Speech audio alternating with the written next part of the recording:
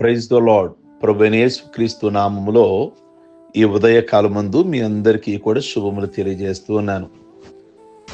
ఈ ఉదయకాలమందు ఫిలిప్పీలకు రాసిన పత్రిక 3వ అధ్యాయము 13-14 వచనాలు. అయితే ఒకటి చేయుచున్నాను, వెనకున్నవి మరిచి ముందున్న వాటి కొరకు వేగిరపడుచు బహుమానం పొందవలని గురి యొద్దకే పరిగెత్తుచున్నాను. ఆ మాటలు అక్కడ 13-14 వచనాల్లో నేను కొద్ది మాటలు మాత్రమే చదివాను. క్రైస్తవ జీవితము పరిగెత్తే జీవితము. మనం ప్రభువుతో పరిగెత్తుతూ ఉన్నాము, గురి యొద్దకే పరిగెత్తుచున్నాము, బహుమానం పొందడానికి పరిగెడుతూ ఉన్నాము, ఆత్మల సంపాదించడానికే పరిగెడుతూ ఉన్నాము. సువార్తికుడైన ఫిలిప్పు రథము వెంబడి పరిగెత్తి మంత్రిని రక్షణలోనికి నడిపించాడు.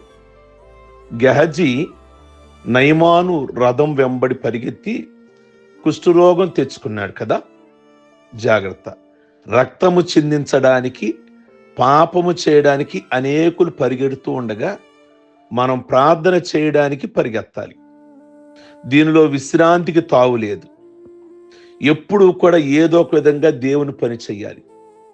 మీరు ఏ మందిరానికైతే సంఘ సభ్యులుగా ఉన్నారో ఆ మందిరం తరపున అనేక మందిని, లేక ప్రభు పని చేయడానికి, మందిరంలో పరిచర్య చేయడానికి, అనేకమైన ఆత్మల సంపాదించడానికి, అలాగే మందిరంలోకి వస్తున్నటువంటి వారి సమస్యల కొరకై భారముతో ప్రార్థించడానికి కనుక మనం పని కలిగి ఉండాలి.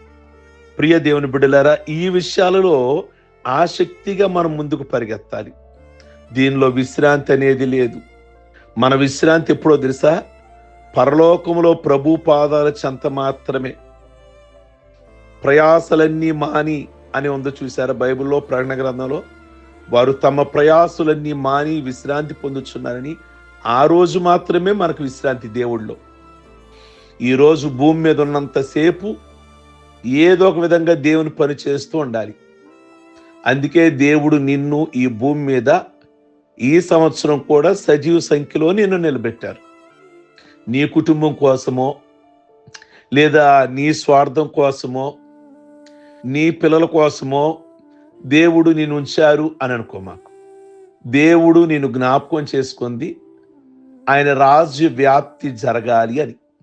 కనుక దేవుని కొరకై ప్రయాసపడేవారిగా మనకున్న ఎనర్జీ దేవుని కొరకై వాడాలి. మనకున్న పేరు ప్రఖ్యాతులు దేవుని పని కొరకు వాడాలి. మనకిచ్చిన ధనము కూడా దేవుని పరిచర్య కొరకు కొంత వాడాలి. ప్రియ దేవుని బిడ్డలారా, కనుక ఇంత గొప్ప సాక్షి సమూహము మేఘము వలె మనల్ని ఆవరించి ఉన్నారు, మనల్ని గమనిస్తూ ఉన్నారు. వారు మనల్ని ప్రోత్సహిస్తూ ఉన్నారు, సవాలు చేస్తూ ఉన్నారు, లేదా మన అపజయాలను బట్టి వారు ఏడుస్తూ ఉంటారు. సాక్షి సమూహం మన అపజయాలు, మన సోమర్థనాన్ని బట్టి, మన బద్ధకాన్ని బట్టి మన ముందున్న సాక్షి సమూహము అద్భుతకరమైన పరిచర్య జరిగించారు.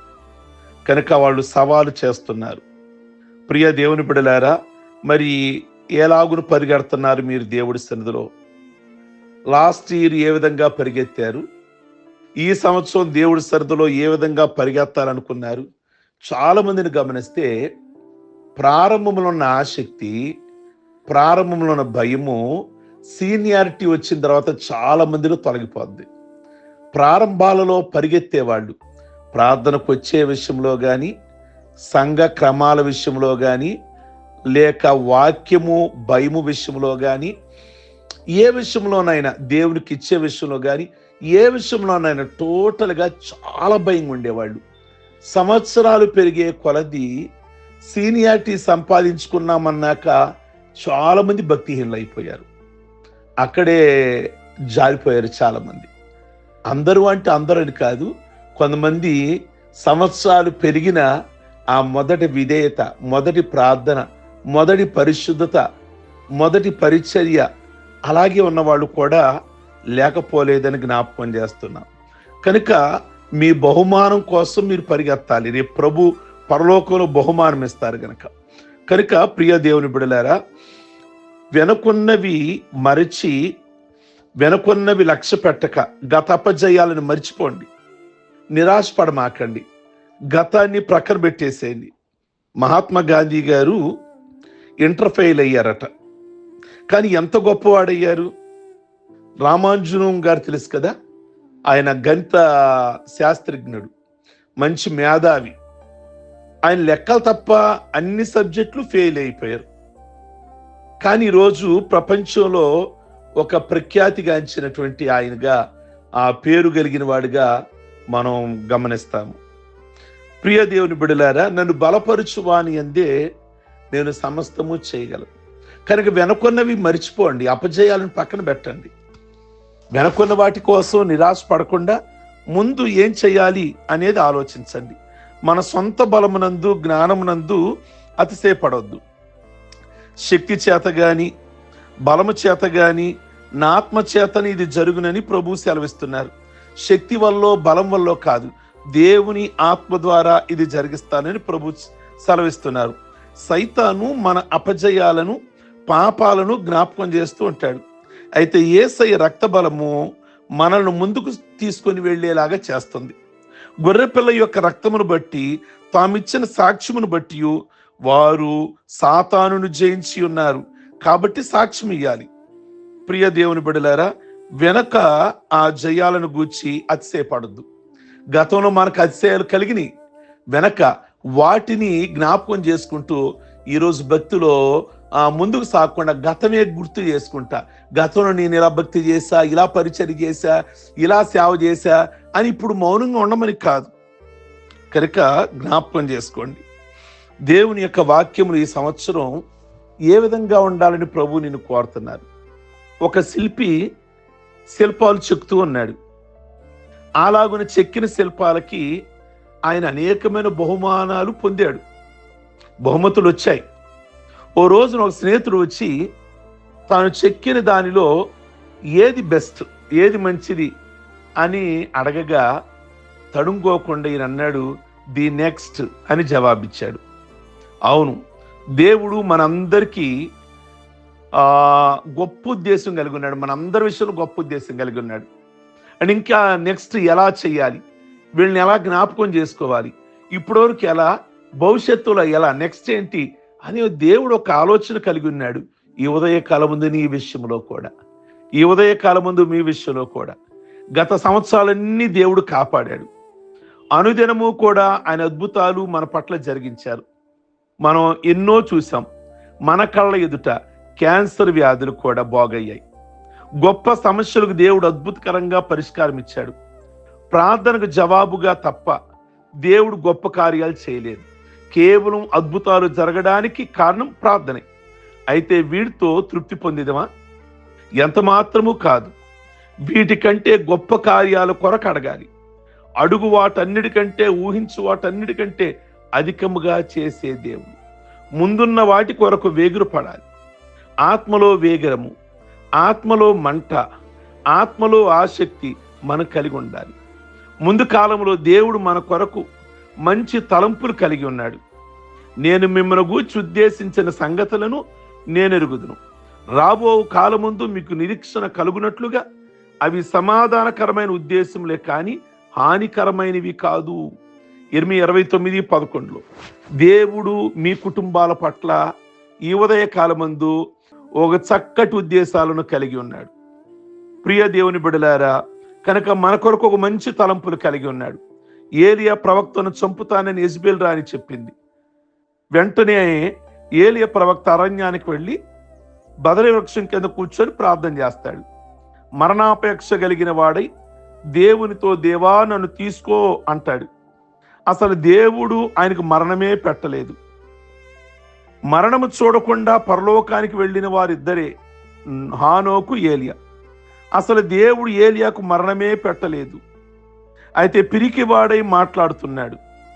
పిరికితనము దేవుడు మనకి ఇయ్యలేదని గమనించండి. శక్తి, ప్రేమ, మంచి మనసు దేవుడు మనకిచ్చాడు. నీతిమంతుడు సింహంలాగా ధైర్యంగా ఉంటాడు. నీ విశ్వాసం నీవు పట్టుదలతో కాపాడుకోవాలి. గురి వద్దకే పరిగెత్తుచున్నాను అని పౌలు గారు చెప్పాడు.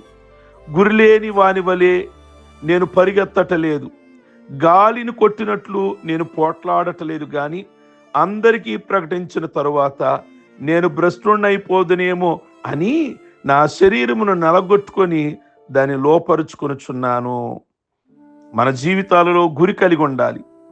విద్యా విషయాలలో, వ్యాపార విషయాలలో, ఉద్యోగ విషయాలలో అందరూ గురి కలిగి ఉండాలి. ప్రియ దేవుని బిడ్డల సహజంగా గురి కలిగి ఉంటారు అందరూ కూడా. వాళ్ళ ఉద్యోగం, వాళ్ళ వ్యాపారం, వాళ్ళ చదువు ఎలా ఉండాలి అనేది వారు ఒక గురి కలిగి ఉంటారు. కనుక మందుల కంపెనీ వారు తమ ఉద్యోగాలకి ఒక గురి పెడతారు. 3 లక్షల వ్యాపారం గనక చేయమని ఒక టార్గెట్ పెడతారు. అది అయిపోయిన తర్వాత 4 లక్షలు టార్గెట్ చేయమంటారు. మరి అంతకంటే ఎక్కువ ఆత్మీయ జీవితంలో గురి పెట్టుకోవాలిగా. సంవత్సరానికి ఒక్కసారైనా బైబిల్ అంతా చదవాలి కదా. ఒకవేళ సమయం ఎక్కువ ఉంది, సంవత్సరానికి 2 సార్లు అయినా బైబిల్ చదవాలి కదా. అలాగూ ప్రార్థనా జీవితము, అలాగే సేవా జీవితము ముందుకు కొనసాగించాలి. ప్రియ దేవుని బిడ్డలారా, అట్టి శక్తిని, అట్టి కృపను దేవుడు ఈ ఉదయకాలం ముందు మీకు ఇవ్వాలని, గురి వద్దకే మీరు వెళ్ళాలని, దేవుని పరిచర్యలో, ప్రార్థనలో, లేక ఆసక్తిలో, ఆత్మల సంపాదించట్లో మీరు ఒక గురి పెట్టుకోవాలి. ఈ సంవత్సరం నన్ను బట్టి ఎంతమందిని నేను ప్రభువులోకి నడిపించగలుగుతాను. నా బంధువులు ఉన్నారు, నా ఫ్రెండ్ సర్కిల్ ఉన్నారు, నా ఇరుగు పొరుగు వారు ఉన్నారు. ఒక్క ఆత్మనైనా నేను ప్రభువు కొరకు నడిపించగలనా అని ఒక టార్గెట్ పెట్టుకోండి, ఒక గురి పెట్టుకోండి. దాన్ని బట్టే కదా పరలోకమందు మీకు బహుమానం. ఇక్కడ ఆస్తులు బట్టి దేవుడు అక్కడ బహుమానం ఇవ్వడు కదా. కనుక ఈ ఉదయకాలమందు ఒక టార్గెట్ పెట్టుకుంటారని, ఒక గురి పెట్టుకుంటారని, ప్రభు సన్నిధిలో కసిగా పనిచేస్తారని దేవుని యొక్క మాటలు మీకు జ్ఞాపకం చేస్తూ ఉన్నాడు అపోస్తలుడైన పౌలు. ప్రార్థించుకుందాం. సర్వశక్తి కలిగిన తండ్రి, ఈ ఉదయకాలముకై వందనాలు. ప్రతి ఒక్కరూ కూడా ప్రభువా గురి యొద్దకే వెళ్ళాలి అన్న ఆసక్తిని మీ సన్నిధిలో ఈ సంవత్సరంలో అనేకమైన ఆత్మల సంపాదన కొరకై పరిచర్యలో కానీ, ప్రార్థనలో కానీ, ప్రభువా మరి ఈ సంవత్సరంలో బైబిల్ చదివే విషయంలో కానీ క్రమం తప్పకుండా చదవడానికి కృప దయచేయండి. మానక ప్రతి సంఘ క్రమాలలో పాల్గొనడానికి కృప దయచేయమని ప్రార్థన చేస్తున్నాం. మీకే వందనాలు, స్తోత్రాలు. ఈ రోజు పెళ్లి రోజులు, పుట్టినరోజులు, రక్షణ పొందిన రోజులు చేసుకుంటున్న బిడ్డలందరినీ ఆశీర్వదించి, దీవించి, మేలు చేసి ఈ ప్రభువా మీ వందనాలు. ప్రతి గృహములో కూడా అందరికి మంచి ఆరోగ్యాలు దయచేయమని, వారు ప్రార్థిస్తున్న ప్రతి ప్రార్థనకు జవాబు దయచేయమని యేసు పరిశుద్ధ నామములో అడుగుచున్నాం తండ్రి. ఆమేన్. God bless you. ప్రభు మిమ్మల్ని దీవించును గాక. ఈ వర్తమానం మీ స్నేహితులకి అందరికీ ఫార్వర్డ్ చేయండి. లైక్ బటన్ నొక్కండి. కామెంట్ బాక్సులో మీరు పొందుకున్న అభిప్రాయాన్ని వ్యక్తం చేయండి. ఓకే, దేవుడు మిమ్మల్ని దీవించును గాక.